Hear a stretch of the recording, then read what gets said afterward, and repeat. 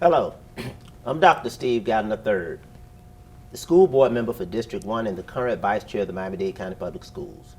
I'm very excited at this time to have with me three students from District 1 that represent the best and the brightest of what we have to offer in the Miami-Dade County Public Schools. At this time, we'll have a conversation relative to their experiences around education, their plans for the future, and any additional insight that they can give us relative to what it is like to be a student in Miami-Dade County Public Schools. About 20 years ago, when I was principal, I focused on a program to provide a platform for students in which we had students to express themselves. This expression was through the arts, but the title of that particular production was called "If We Will Listen, They Will Speak: The Collective Voices of Our Children."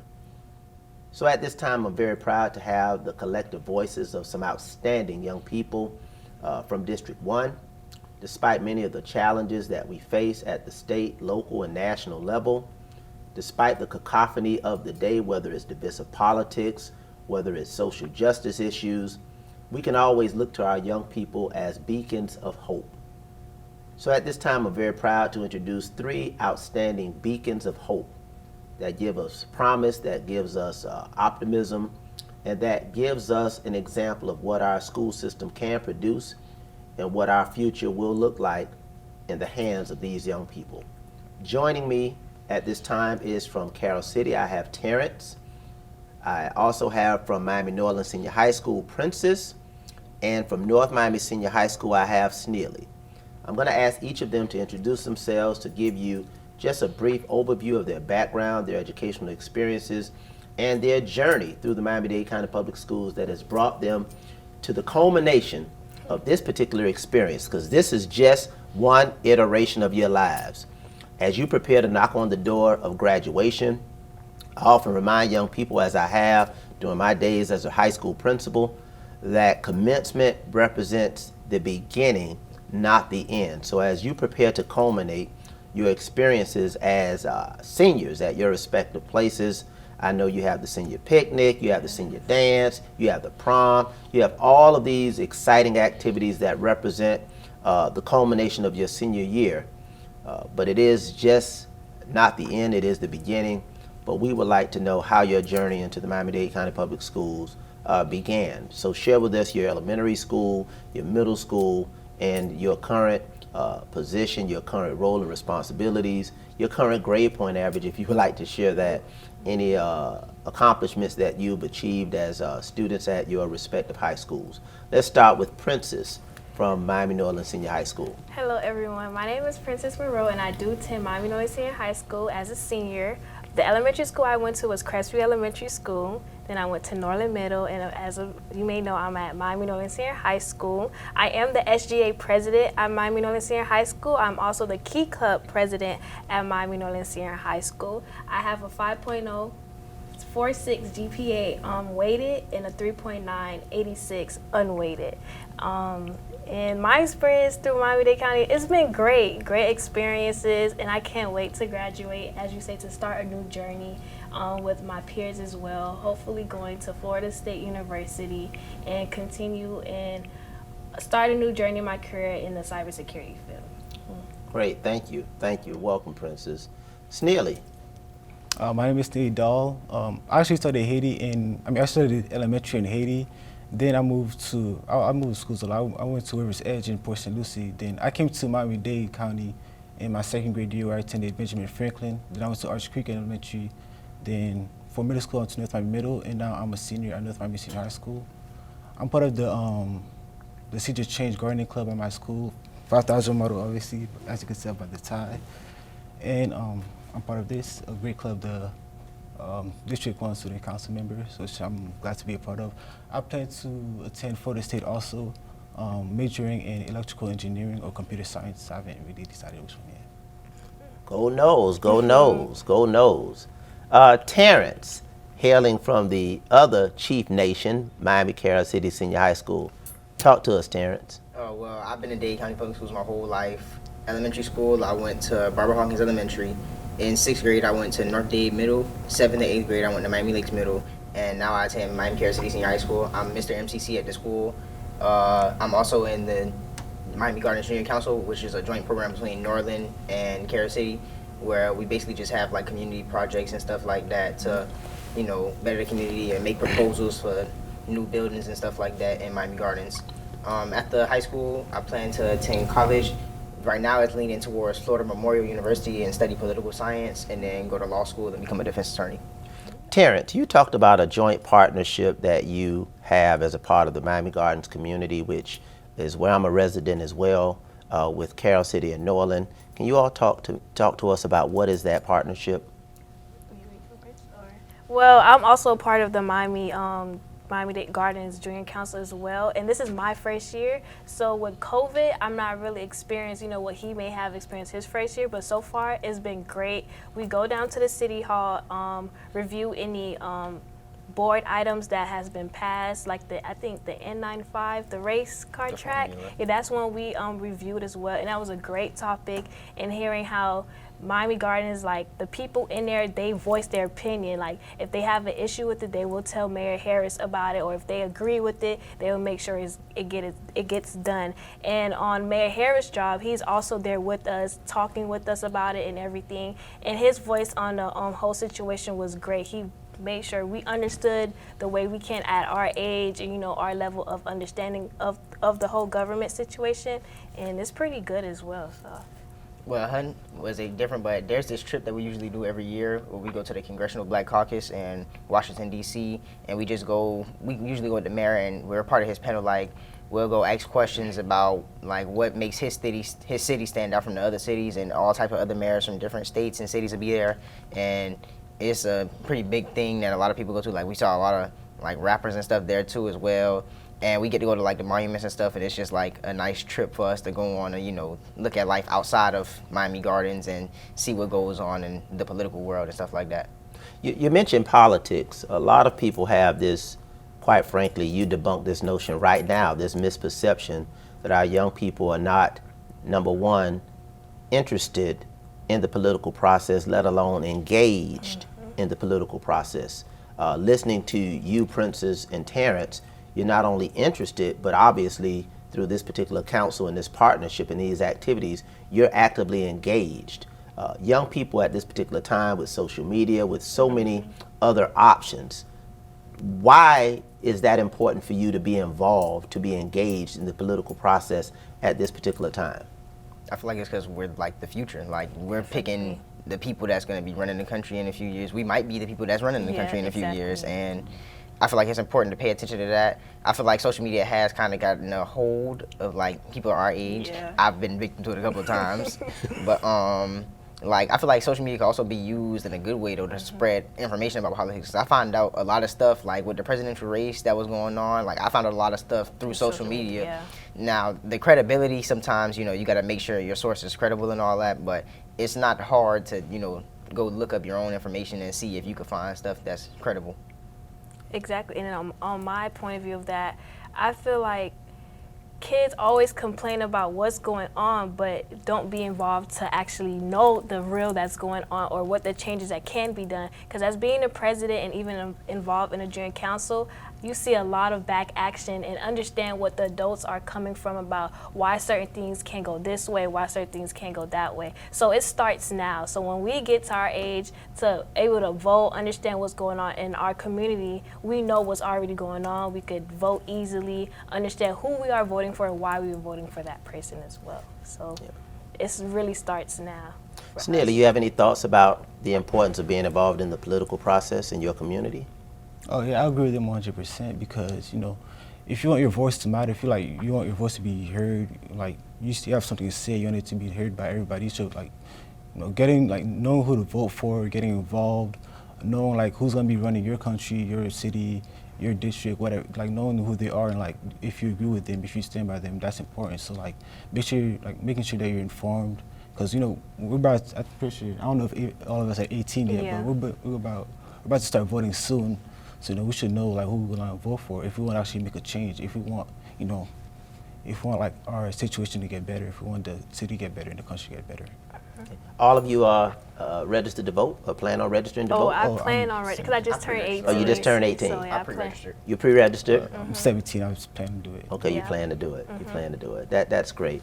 That's great. I bring this to the forefront, and I use the word debunk.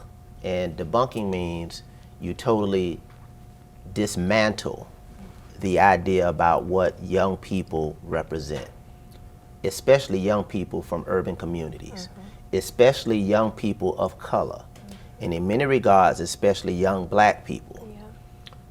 The media, the misperceptions are out there, and sadly, our society has not focused enough to provide a platform and highlight the Terrences, the Princesses, the Sneelys, who are doing great things not only in school but outside of the community. Just yesterday, sadly, a young 16-year-old was killed in Miramar. Reportedly, he's a student in the Miami-Dade County Public Schools. He was shot and killed, allegedly involved with 2 other young people in an attempted robbery. That is usually what makes headlines. Yep. How do you persevere through some of the challenges, some of the temptations, some of the vices and ills that clearly are not divorced from the high school experience? I'm talking about a 16-year-old student. So you have to exist alongside individuals who may not have the same interests, the aspirations, and peer pressure is real. Peer pressure is real. How have you been able to navigate through your educational journey? Is it your family? Is it your community? Is it your church? Is it the school? Is it a combination of all of those factors that have provided the guardrails for you in your journey? So talk to me about how you fight against that, or how you fought against that. Let's start with you, Sneely. I feel like it's a combination of everything you just said because, you know, my parents, they've been telling me about this since I was young. They've been telling me about the temptations that's going to be happening at the school. It's like, especially because, you know, I understand my situation. I know where I live. I live in like a, you know, I don't want to say, but like I live in a underdeveloped city. You know, well, my area is, you know, I see daily people using drugs. I see all that happening. I've seen people with guns, even around my school, walking around. And though, you know, my parents, they've been teaching me from young to like to avoid that and to, you know, make sure I keep my head straight, you know, make sure I know where I'm like, what I'm doing, what I go to school for, and like what my goal is, and never get sidetracked. And I also feel like it's about who you surround yourself with, right? Because like, you know, you're gonna get you hang around the wrong people, you're gonna get peer pressure to do those type of drugs, to get involved in the same things they get involved with. So like, when you surround yourself with, you know, people that have the same goal as you, that wants, you know, that envision a better life for themselves, for their family, for the people around them, then, you know, they're gonna make you do the same. And when they see you start doing like the wrong thing, when they see you falling out, start doing like stuff, you know, you're not supposed to be doing, they're gonna call you out and they're gonna tell you like that's not what you're supposed to do. So I feel like make sure you're with the right friends, with the right people, you know, build a strong core around them. Make sure you have their backs and make sure they have yours. And, you know, it's about building a strong relationship with people you could trust. So I think that's the key. And I totally agree with him as well. It's about the people you hang around with and, of course, your family. And I can't say, like, just because I go to Norland and you hear, you know, such and such things about Norland, that doesn't make me who I am. So, like he said, hanging around certain people, like the people I hang with, they make sure we, like, with each other, we're going good, our GPA is good, our grades are good. You know, we have, you know, goals for ourselves. And family as well, like, you know, not all family are good people, but the ones that you have close to you will support you and will guide you in the right direction. And it's also a mental thing as well. If you have the mental capacity of, yeah, I'm going to be great, I am great, then you will, the negativity won't, you know, overpower, you know, the positivity that you do have. So, yeah. Terrence? I feel like I agree with what she said when it came to like how you think mentally. I feel like it's all about the discipline and willingness you have to make your own path and not follow what everybody else is doing. And me, it was with my parents, like, they always told me, like, it's going to be people that do stuff in the world and people that try to get you to do stuff with them. But ultimately, it's your choice on if you're going to do it or not. Like, somebody can't make you do anything you're not willing to do, and nobody can make you do anything that you don't want to do unless God forbid, the circumstances are different and your life is on the line or something like that. But for the most part, like I just try to make my own path and do what's gonna make me happy, and I do what I feel is right, and me being a good person that I am, I feel like my parents kind of molded me to make the right choices and not, go down the wrong path. Princess talked about one's mental capacity, one's mental strength, one's mental focus. We've had a lot of discussion as of late around mental health, but what Princess has introduced or reintroduced is this whole notion of having the mental capacity to stay focused. It's not easy. It is not easy. Sneely has also talked about the future, staying disciplined, staying focused.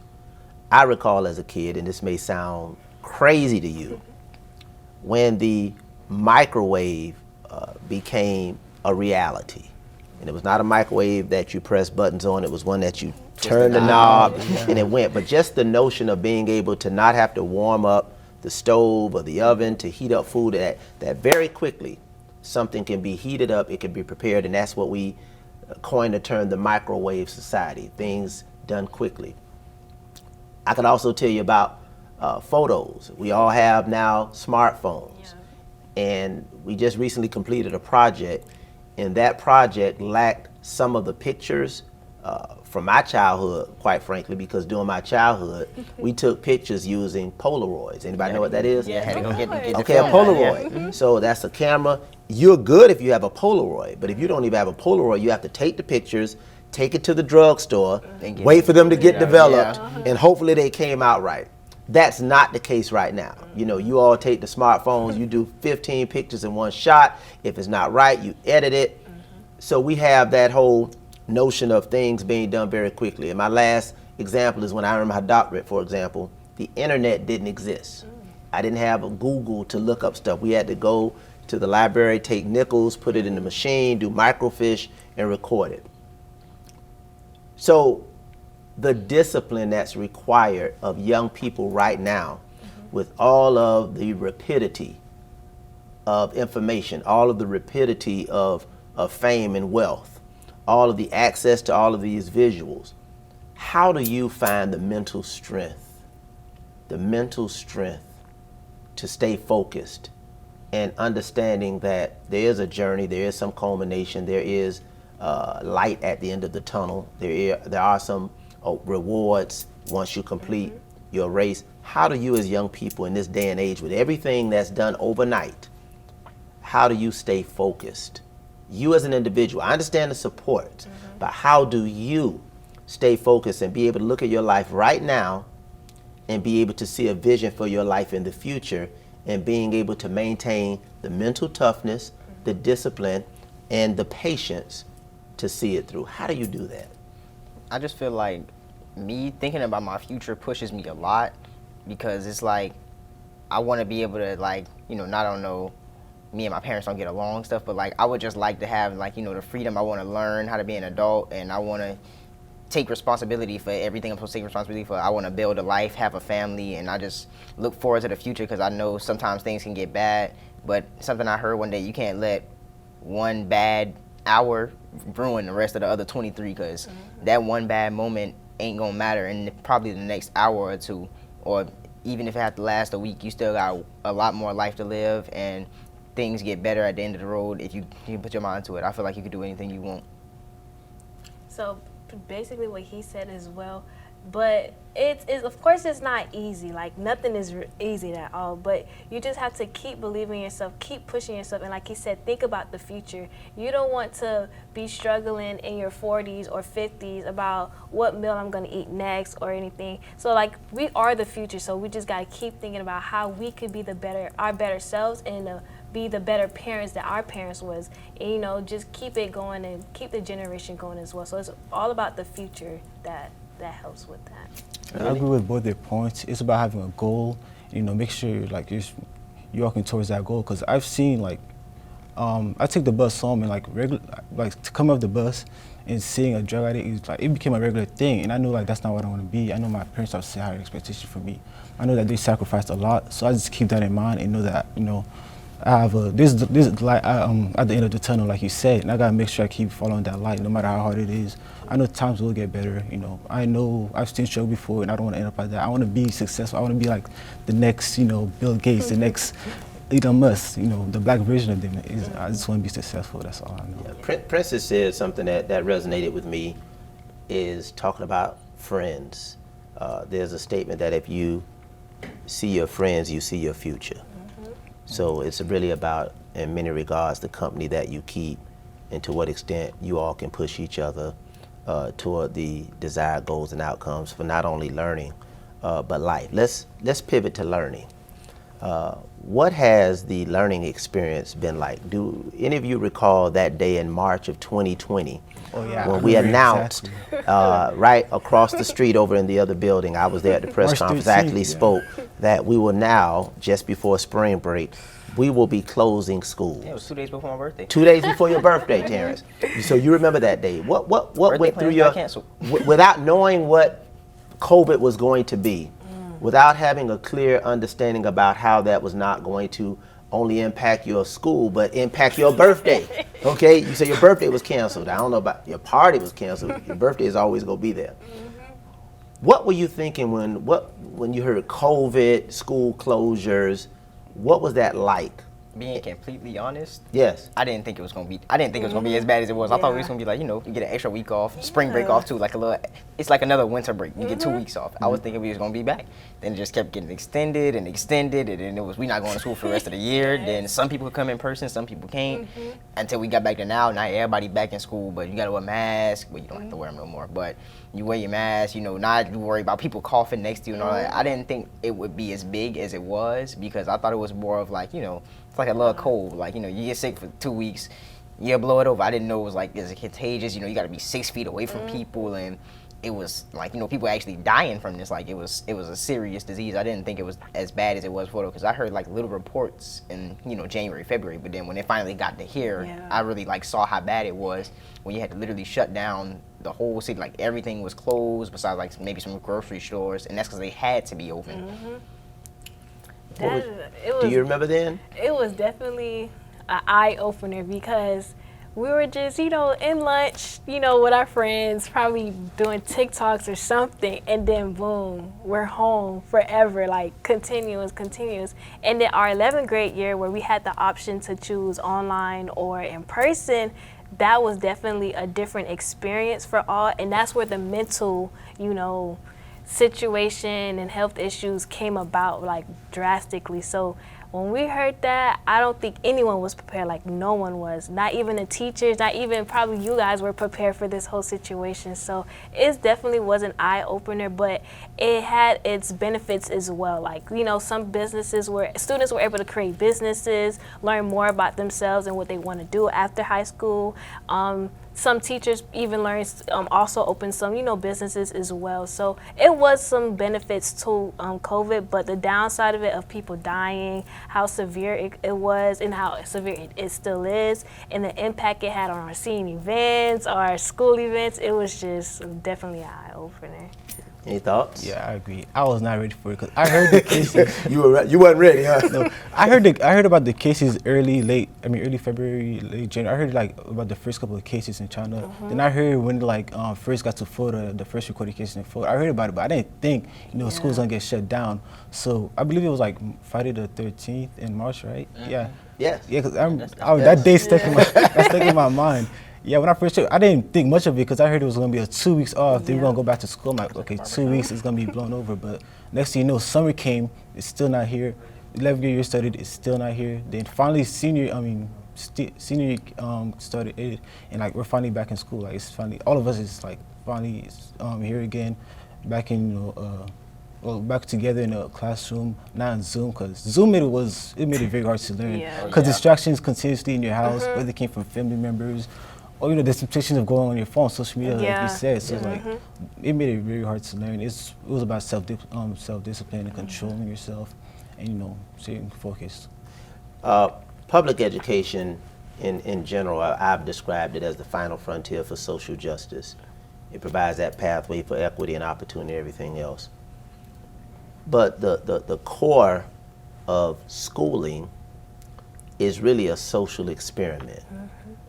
And schools shuttering challenged the reality of schools being a social experiment, meaning virtual learning, Zoom, isolation, disconnecting from your friends. We talk about, especially in early childhood, when we're not teaching 4, 5, and 6-year-olds geometry, algebra, poetry.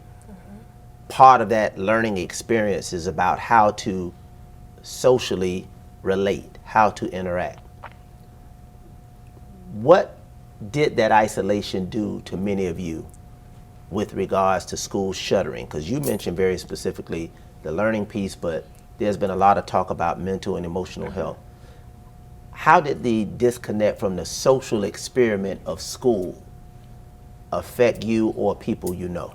Well, from people I know, it was definitely like the mental side of it, not being with, you know, friends who keeps them up spirit, because some people at home may not get that love and affection they get from their friends. So being apart from that, you know, it was hard on them. Like they felt like, you know, it was nothing to do in this world, because, you know, friends, you know, parents are like, you know, friends could get you into trouble, but some friends could actually, you know, be that support system they needed. So being away from school definitely tarnished that whole aspect from, you know, the students at school. So that's the one big thing, was the mental side of it. And I feel like the social aspect of school matters a lot, like if not as much as the learning part, just because when you get into the real world, if you don't have any social skills, like what are you gonna do? Like almost any job, pretty much, you have to be able to have, you know, good people skills, good communication skills. You got to learn, have patience, you know. I feel like if you don't know how to talk to people, it makes your life a lot harder. Like if you don't have good people skills and know how to communicate well with others and, you know, work together with people on different projects and stuff, it'll make your life a lot harder, because you're trying to play out the lone wolf, but sometimes, you know, you need that extra little push. One of the things that came out of that, and I did an article, it was in the Miami Herald Legacies edition, and it was entitled, "Teachers Are the Real MVPs of the Pandemic." So with respect to that social experiment that we talk about schooling being, and Princess, I definitely concur with you relative to your friends. Did that give you a different perspective when you're talking about learning virtually in Zoom, having to navigate through instruction, curriculum? What did that say to you about your teachers, who I feel were the MVPs, your principals, your cafeteria workers, your bus drivers, your security monitors? But let's hone in on the notion of teaching and learning that is now placed on you at home, and the role that very often society has taken for granted that the teachers play in that particular learning process. And all of you have been in public schools your entire lives, so you've had the benefit of the role, the responsibilities, and the impacts that teachers had. So with schools being shuttered, you're now virtual. Talk to me about your perspective on teachers and the role that they play. Did it change? Did it shift? Did you say, oh my God, oh, I miss my teachers, I can't stand this teacher, but now I love him or her? Oh my God. What was your reaction being physically disconnected from your teachers? Who want to take a shot at that? Okay, you seem like you're ready. I feel like a lot of teachers, like when I was in school, a lot of teachers, you know, they were very motivated. Like they were motivated to help the kids. They see kids engaged in class, and it makes them feel good. Like, you know, the future is coming, and they're helping, you know, build the people that's going to be running, or choosing the people that's running this country eventually, you know, when they get older and stuff like that. So I feel like a lot of teachers lost motivation seeing kids not being as engaged online and stuff like that, because after coming back to school, I see a lot of teachers, like, they're more like giving leeway to students that don't do anything or just chilling, because they're like, you know, it's like it's been so long since they've been in class physically with students, and like seeing how the work really affecting them and making them better academically, and, you know, just as a person in general, because teachers have, I feel like, a very big impact on students with how much they believe in them. And I feel like if the teacher doesn't believe in you, then you won't believe in yourself either. So I definitely agree with Terrence said, and to piggyback off that, we still have to give them credit as well, because not only students' mental were probably, you know, affected by this, but teachers as well. Like, they have to sit at home as well, get on Zoom and try to teach a whole lesson to kids who may not even be paying attention, who probably on their phone, or to the little students who do care and who are still trying. So we still have to give them like their claps, their round of applause as well, because it's not easy for both ends. And then we like the respect that's given to the teachers on Zoom was crazy during the pandemic. Like, random students coming in, it was just horrible. Like, so they felt some, type of way that we felt as well. So I definitely had to give it to the teachers and respect to them, and them coming back as well with the trying to be normal again. You still got to give it to them as well, because it's not easy to go back to being normal. So yeah. I 100% agree with what you said, that they're the MVPs, because that's to adjust the way they teach, make sure we still get all the information. And then school start again, they have to adjust again to the way they teach, and it's like don't get enough credit for what they did and how hard it was for them, like as it was for us trying to teach all these kids who probably wasn't even paying attention because somehow their cameras off. And I agree, because when this year coming back from quarantine, it made me realize how much I want to talk in class, because sitting there, because my laptop I used to have, the microphone wasn't it was so stuttery. So sometimes when I talk, it would be stuttering. So it's I would try to unmute my mic and talk. Then people would say, "Oh, it's stuttering." I just don't even talk no more. So finally, being able to come to class and make sure there's nothing interrupting me from talking, it made me appreciate how much I like to participate. I want my voice to be heard in class. I want the teachers to know, I got the question right. I know what I'm doing. This, that. So I like that word you use, appreciate. During the pandemic and post-pandemic, have you all developed a newfound appreciation for the role and the responsibility of teachers? Oh, definitely. Yes. Okay. Yeah. Okay. A lot of times we want to stay home. We want to be disconnected.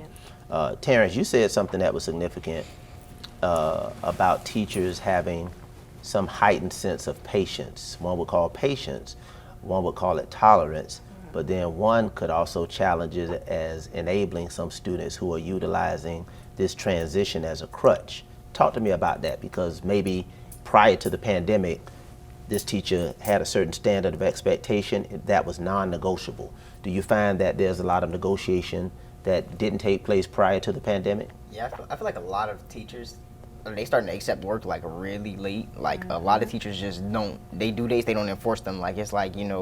You could tell them, "Oh, I just didn't feel like doing it today. Can I bring it tomorrow?" And they'll just be like, "Okay, it's fine." Because I feel like they not want to say care too much, but they feel like they need to give you a little sympathy because, nobody knows your situation at home or anything like that, or, how you feeling mentally or anything. So I feel like they try to give a little leeway just so they don't have to be the bad guy, kind of. So they, don't really enforce the students to follow the rules like everyone else or any other classes. But then you also have some teachers that didn't change and actually got a little more strict because they I want to see if you're going to face this challenge and not try to, make excuses on why you can't do this or why you can't do that. Yeah, and that's pretty much a practice across the board. I think even in the public and private sectors that there has been a lot more patience as we've transitioned back into it, and obviously it will come out in the educational process. School activities. This is the year that we're back in full swing. Masks included to a greater extent, but we are now back in school. What is that full transition back to physical learning with virtual not being an option? Remember, we had the option after the post. We had the option to be virtual or in person, and there was about a 50-50 split. This year, there was no option. What has that been like from a school activity experience in terms of getting back to some degree of normalcy in school? I love it.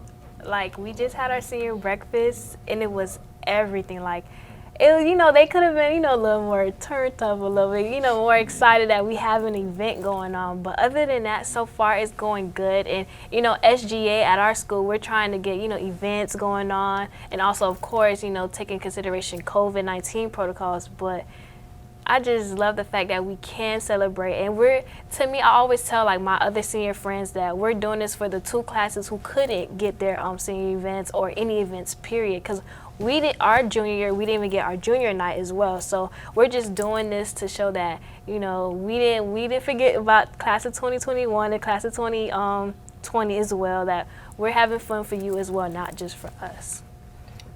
I feel like I agree with what she said too. Like a lot of the seniors at my school, I think they didn't got so used to the thought that we weren't gonna have any senior events that it's not as exciting anymore. But me, I'm happy because I didn't think we were gonna have anything, and now they, telling us we can make our payments for this and that. And I feel like a lot of the students at the school taking it for granted because like the last 2 classes missed theirs completely, and we got a chance to get ours. Why not, take the chance and have fun with it? Like. I feel like your senior year, you should try to go to any event possible, like everything, just because, especially with the circumstances we're in, because we missed almost, a year and a half of school, like, regular school, being there and interacting with people, going on field trips and stuff like that. So to have the opportunity to go to these places, under certain restrictions and stuff like that, like I feel like we should be grateful that we even can go in the first place, because at the start of this, we wouldn't have been going at all. I agree. The chance to be able to go to all these senior events is exciting because, like, junior year, we're in quarantine. I mean, we're at home, everybody isolated from each other at the beginning of it. It's just like, you don't have the thought that you're going to go to all these senior events. And it's like, I feel like it's important to make sure that you go to these because, like, you want to create memories for your senior year. You don't want your senior year to be just like, oh, I graduated, I got my education, and now I'm done. You want to create memories. You don't have, like, when you're growing up 20 years from now, you want to be able to look back and say, oh, I did this with my friends, I socialized, I did all this. Here's a picture with me as a grad batch, senior breakfast. And, that's why I try to motivate all my friends. Make sure you go to senior breakfast, we go to grad batch. This is a once in a, you only get your prom once. So you got to make sure you take advantage of that. And, being able to do it, surprisingly, being able to socialize with your friends, create these memories that you wanted, create the high school experience that you wanted. Having these fun times that you'll never forget, I feel like it's important, not only for your mental health, but, you get to socialize, you get to create connections that you might not even break. Thank you. It's a good thing. I have about 3 more questions before we get ready to wrap up. And thus far, I want to just thank you for your articulation, your transparency, and who you are and what you represent.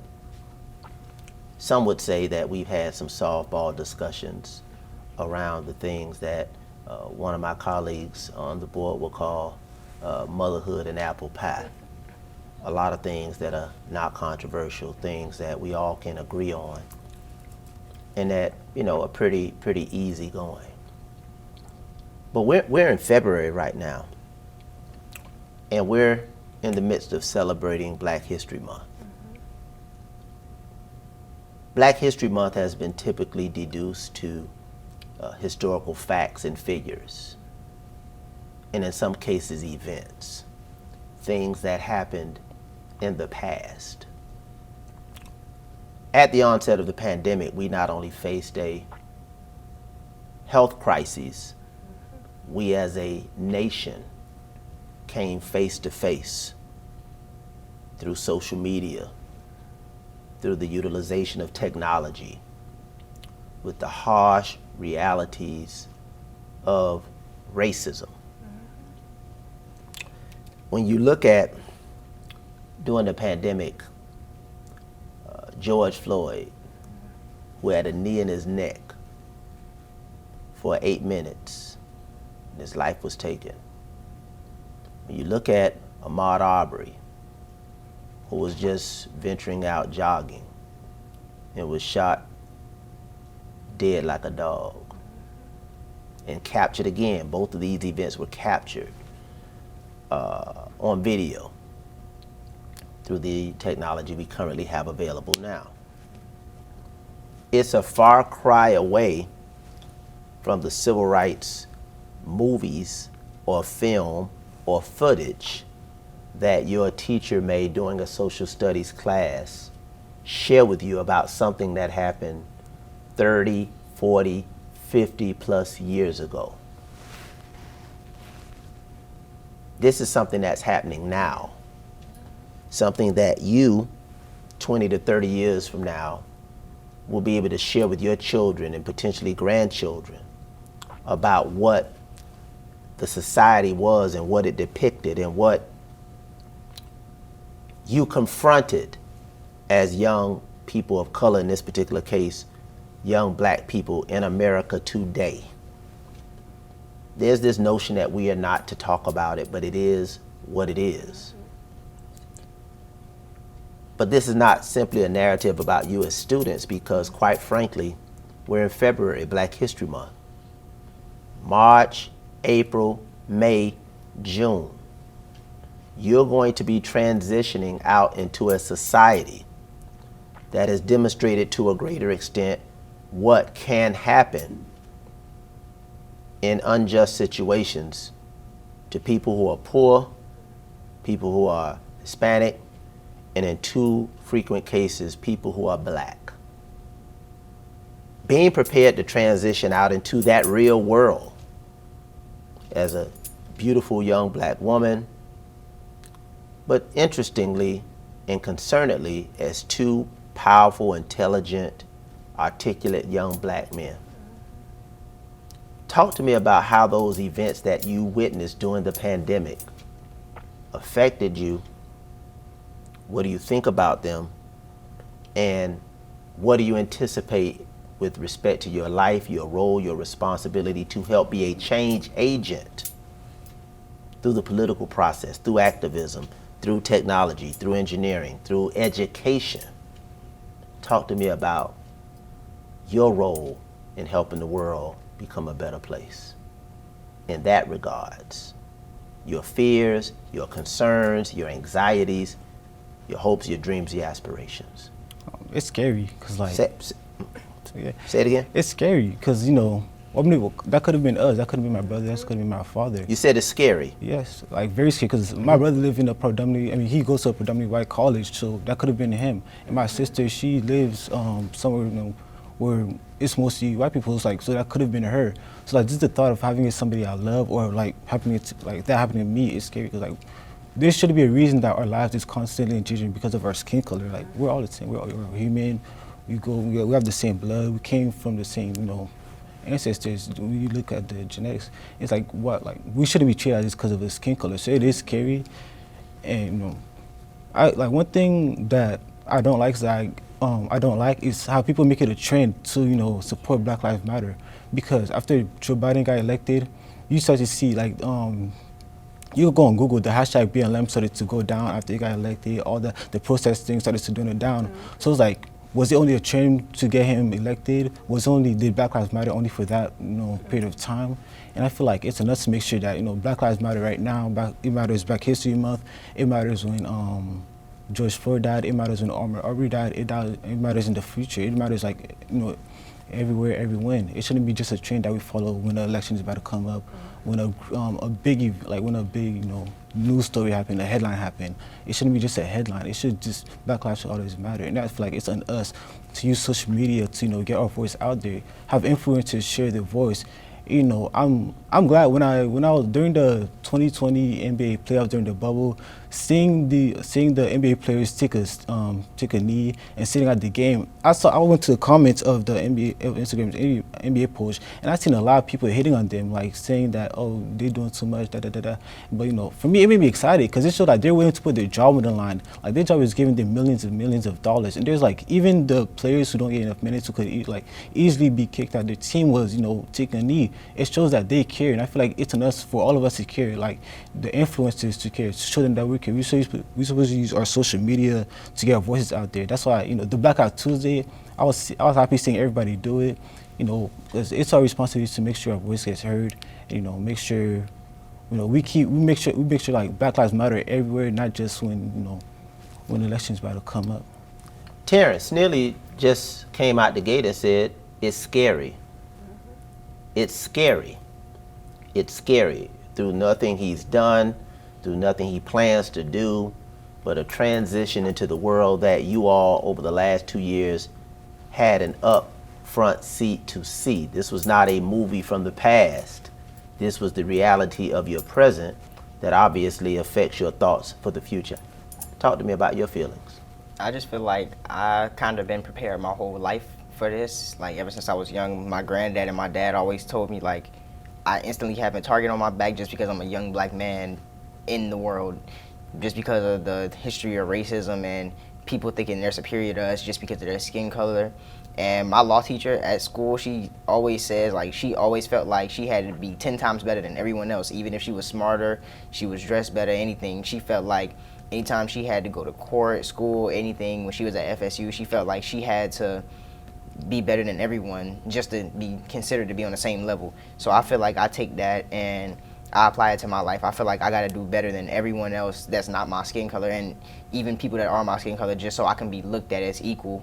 And I feel like I want to, I want to change the narrative. I want to be just looked at as, the smart kid or somebody that does something. I don't want to be looked at as the first black this, the first black that. I just want to be looked at as that, nothing else. Princess, obviously many of the victims were males, but in some cases we've had females, and in many cases we've had women to have to rise to the level of being a voice for some of these challenges. How does that make you feel as you aspire toward the next 4 months of culminating school and going into society? What are your thoughts around what I just talked about? Well, just like them as well, it is scary. Like seeing that another black woman can get killed just for living, just for breathing, just for looking, just for driving her car. Like, it's scary.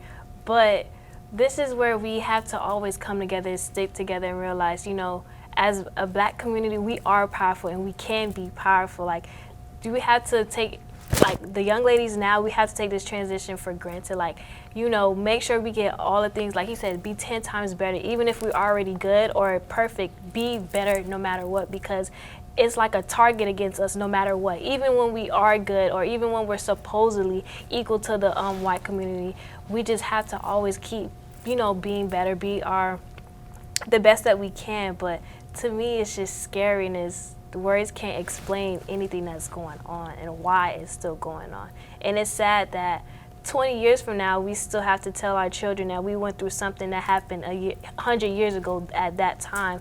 And it's sad because it's supposed to be, they're telling us that we went through this and not us going through it again as well. So that's just... Yeah, and I often say, these conversations are what we call courageous conversations. Mm-hmm. And in many regards, these are conversations that people don't like to have. But these conversations reflect reality, and it's not about being against anyone. Mm-hmm. It's about being for something. And it's about being for what's right, what's fair, what's equitable, what's equal. And I think we all have to, stand in solidarity, not as simply members of one racial group, but as members, as Snearly said, of humanity. We all are one body representing humanity.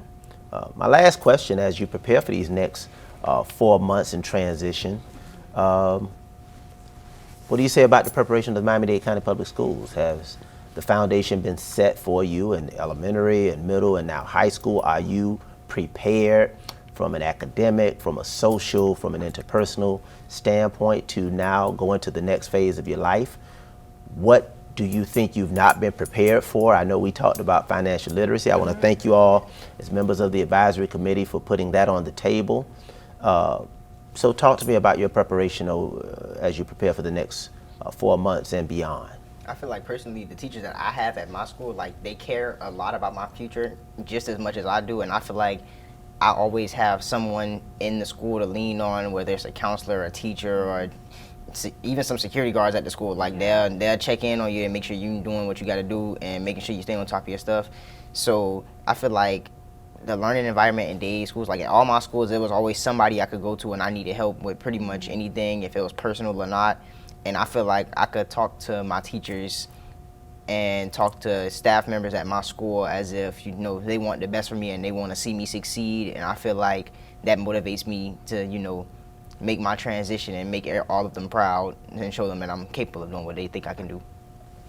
Miami-Dade definitely did their job. They definitely did what was needed, because now I'm starting college early just by the preparatory of that Miami-Dade gave me. So I feel like Miami-Dade, of course, is the best of the best. So, Miami-Dade County Public Schools. Yes. All right. I don't want nobody to think we talking about Miami-Dade College. Miami-Dade County Public Schools, MDCPS. Yes, MDCPS is the best in the nation, if y'all didn't know that. Yeah. But Yeah, definitely did great in the preparatory with the Cambridge programs, the full-time dual enrollment programs, the clubs they have, the being us allowing us to have school activities. What that's the social engagement that comes apart with it. SAT prep, ACT prep, which I've been using in my high school resources. So I feel like Miami-Dade definitely did what was done. Snelly, you came from Haiti in second grade, correct? No, first grade. First grade, okay. First grade. Miami-Dade County Public Schools has been your only public school experience, except for one. You went to another district before? Yeah. You say Port St. Lucie. I was listening. Port St. Lucie. Yeah, but the bulk of your experience has been Miami-Dade County Public Schools. Miami-Dade. Talk to us about what we've done to get you. It's prepared me a lot, especially like you said, the Cambridge program. For me, I had the International Baccalaureate program, and it's basically they basically prepared me. Actually, it's what prepared me the most for college, because I'm not gonna lie, the work was excruciatingly hard. Like, there was times where I didn't think I could get it done. I'd stay up past midnight, like days after days sometimes, to get these projects done, to get these lab reports done, whatever. But but it told me that if I could complete this, if I could get through this, college will be a breeze. I know if I just get past this point, then the rest it's gonna be a breeze. And it's also like because the International Baccalaureate program, you have the same classes with the same people for pretty much your whole entire day. So right now as a senior, I see the same 14 people every day, every class, and I thought it was gonna be annoying, but it was like being able to create a connection with them. We have the same, we're going to the same work classes, we have the same amount of work, we're going through the same hard times, staying up midnight with each other. So we have built a connection with each other. Like, we keep each other pushing. Like, we tell each other, we're gonna get through this. We're gonna get through this. Once we're done with this program, college will be a breeze. Keep each other going, because there'll be some times where you don't think you could get it done. But when you do get it done, that feeling you get in your heart, it just motivates you even more. All right, that prepares us to wrap up. But before we do that, we got to give the shout outs. We gotta give them. And I'm just going to lead the way, and you can follow when I come around. We're going to shout out to educators. And I know you can do it at your own risk, okay? Because you have so many educators that influenced you. But definitely me, I want to give a shout out to Dr. George Kuntz, my high school principal for Miami Northwestern Senior High School, class of '87. I want to give a shout out to Mr. Joseph Walpole, my 9th grade English teacher, a white male from Boston who really helped to shape my life and put a book in my hand that transformed my vision and direction that I have. Shout out to Dr. Kuntz, and shout out to Mr. Joseph Walpole. Terrence, you can give 2 shout outs. I want to shout out Miss Jinx, my ELA teacher, 12th grade year. I feel like she always pushes me to do my best, and she sees the best in me. And I also want to shout out my law teacher, Miss Manning, because she helped me see what I really want to do with the rest of my life, and she has the connections for me to get where I want to go. Princess, shout out. I would like to shout out my CAP advisor, Ms. Thompson. She's definitely a big help with the transition for the afterlife of high school. And she goes days and days to make sure all the seniors, even the juniors, even the 9th and 10th graders, to make sure they're on track for graduation, their career path after high school if they're not going to college. She does her amazing job with that. And I also like to shout out Dr. Simonette as well, because without her, a lot of opportunities, I would not been, I wouldn't be here right now if it wasn't for her. So I definitely appreciate Dr. Simonette. She's put me in she opened a lot of doors for me, and I continue to appreciate it as well. Yeah. Shout out. I like to shout out Dr. Shepard. She made me fall in love with gardening, and I could see her as a teacher and as a friend I could talk to. She's a very hardworking person, a very caring person, so charismatic. One of my favorite teachers. She gave me one of the best high school experiences, being in the Seeds of Change Club. It's something I didn't think I would like, but I fell in love with it. Something I will always look back upon. And also shout out Mr. Samaran, my engineering teacher, for making me fall in love with engineering. Because I always thought about doing engineering, but I never had the motivation. I didn't think it was something that I would like, but he made me fall in love with it. He opened the door for me. He opened the gate, and he showed me the path to take. And he's the one that recommended FSU. To help me, make sure I thought, like, you know, give me a head start before I even started at FCU, give me the education I need. So shout out to him, one of my favorite teachers. You know, I always have appreciation for him, what he did for me, and, you know, the way he cared about his students. And as I close, I want to shout out these 3 outstanding members of the District 1 Student Advisory Council, Terrence, Princess, and Sneely. Terrence representing Carroll City, Princess representing New Orleans, and Sneely representing North Miami. I want to shout out to each of you because you represent the hope, the promise, the future, and if you are an example of what what's represented in the Miami-Dade County Public Schools, and quite frankly schools across this country, our future will be bright. And despite the darkness, despite the cacophony, despite the challenges, we're optimistic that you're going to stay the race, you're going to finish the course, and you are going to bring us a better, brighter, and more promising future. I am Dr. Steve Gatton III, District 1 School Board member, Vice Chair of the Miami-Dade County Public Schools, and this has been a tremendous opportunity for us to provide the platform, because if we will listen, as you see, they will speak. We've had a chance to hear from the collective voices of our children. Thank you, stay the course, stay safe, and may the wind remain at your back.